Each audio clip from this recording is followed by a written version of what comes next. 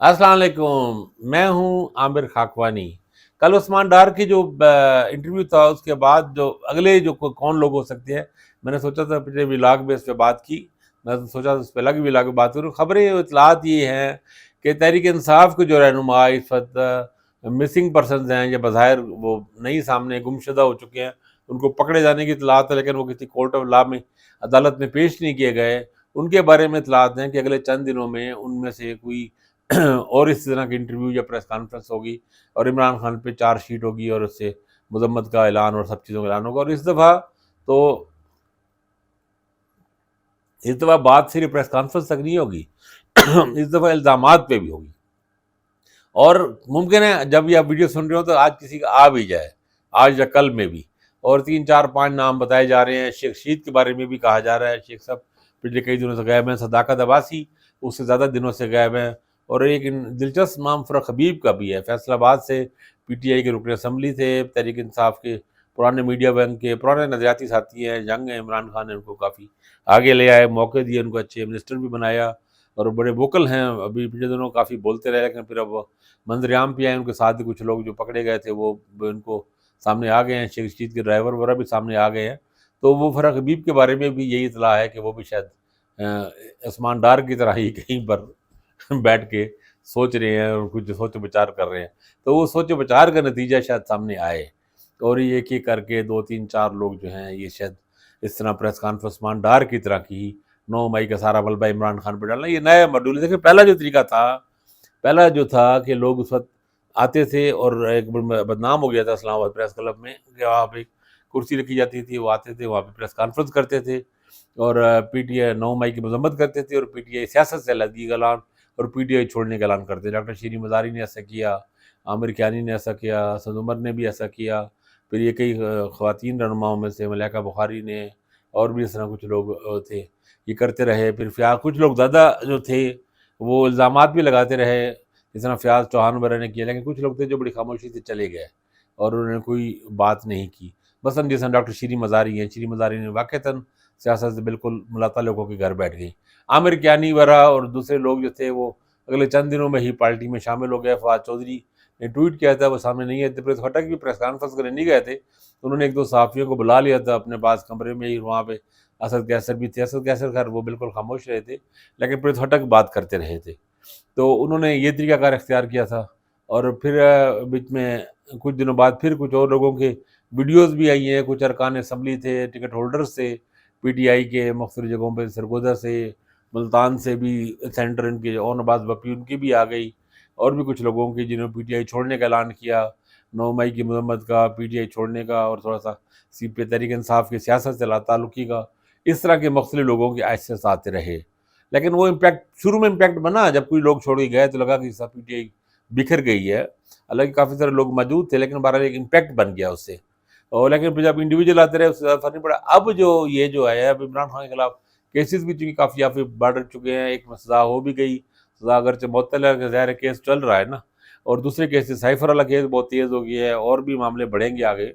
تو اب پھر یہ 9 مئی کے وجہ سے لگتا بھی ہے کہ چارج شیٹ بڑھانے کا عثمان ڈار اس کا حصہ تھے۔ اب اگلے جو لوگ جو بھی آئیں گے وہ 9 مئی کا اور دوسرے لوگوں کا پی ٹی آئی کے مطلب وعدہ معاف گواہ کی طرح، جیسے اعظم خان وعدہ معاف گواہ بنائے، ان کو بھی اٹھایا گیا۔ اب یہ بھی ایک عجیب بات ہے، دلچسپ سی بات ہے، دلچسپ تو کیا ویسے افسوسناک بات ہے کہ عدالتیں بھی، اعلیٰ عدالتیں بھی اس چیز کا کچھ نہیں کر پا رہی، کوئی نوٹس نہیں لے پا رہی، کوئی بات ہی نہیں کر پا رہی کہ کیا وجہ ہے کہ آخر ایک بندے کو اٹھایا جاتا ہے تو کئی دنوں کے لیے، 10 دن 15 دن 20 دن 25 دن وہ غائب رہتا ہے، پھر آ کے پھر بالکل یہ کہ بالکل اس کا سافٹ ویئر اپڈیٹ کیا پوری برین واشنگ ہو چکی ہوتی ہے۔ یا یہ کہ جس طرح صحافیوں میں سے 2 3 صحافیوں کو اوریم گل جان کے ساتھ ایسا ہوا، سمیع ابراہیم کے ساتھ ہوا، 3 دن کے لیے وہ گھر سے غائب رہے، یا عمران ریاض کے ساتھ ہوا 5 ماہ تک تقریباً رہے وہ۔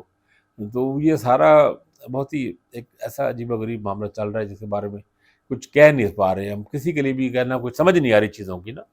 تو وہ میرا خیال ہے پی ٹی آئی کے لیے بہت مشکل وقت آ گیا ہے۔ لوگ یہی دے رہے ہیں، خبر جو اطلاعات یہی آ رہی ہیں کہ تحریک انصاف کا ایک بکھرنے کا عمل بھی بڑھ رہا ہے، اور لوگوں کی مزید اب جو وقت بڑھے گا یہ سخت ہوگا۔ نومبر کی بھی بات کر رہے ہیں، اکتوبر میں بھی بعض لوگوں کا خیال ہے کہ نواز شریف کی کس اکتوبر تک آتے ہیں تو اس سے آنے سے پہلے پی ٹی آئی میں کافی ساری مزید توڑ پھوڑ ہو جائے گی. اور تحریک انصاف کا بھی وکلاء کا اب دیکھا اب ان کو تازہ آیا جس میں انہوں نے 2 وکلاء کا جس میں شعیب شاہین کا بھی اور بیرسٹر گور خان ان کو اپنا ترجمان بنایا اور شیر افضل مروت وغیرہ کو انہوں نے اس طرح سے ہٹایا ہے.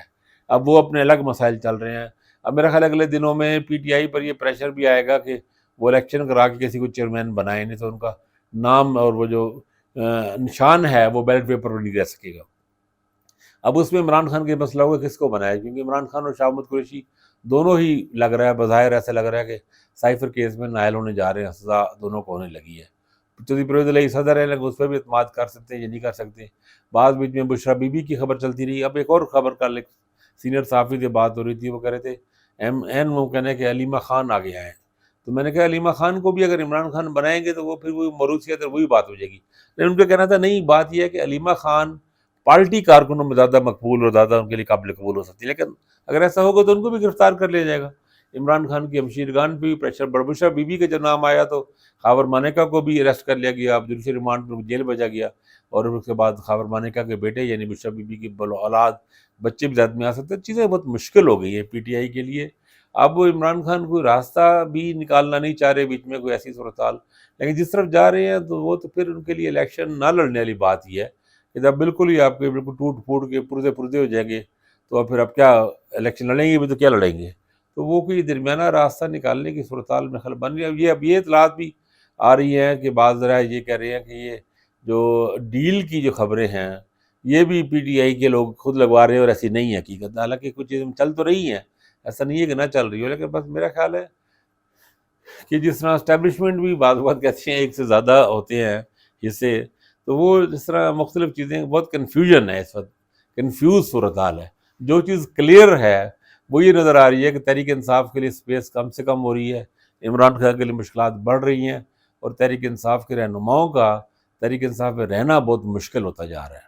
تو یہ سیاست کے لیے ایک بری بات تو ہے ہی, لیکن بہرحال سیاسی جماعتوں میں پاکستان میں ایسے وقت گزرتا ہے.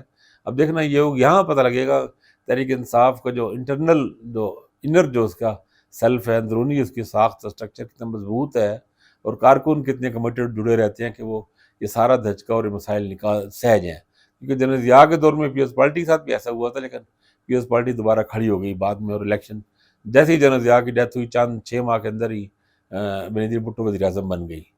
تو بات یہ ہے کہ بھئی اس میں وہ کافی لمبا پیریڈ تھا, 11 سال تھا. عمران خان پہ تو ابھی 1 سال ہی ہوا ہے, اور مشکل وقت میں تو صرف 6 ماہ ہی ہوئے ہیں. تو یہ ان پارٹیوں کا بھی ایک سیاسی ہے صورتحال, آزمائش ہے, چیلنجز ہیں, اور پاکستانی پالیٹکس اسی کا ہی نام ہے, کبھی اپس اینڈ ڈاؤنز, اوپر جانا اور نیچے آنا.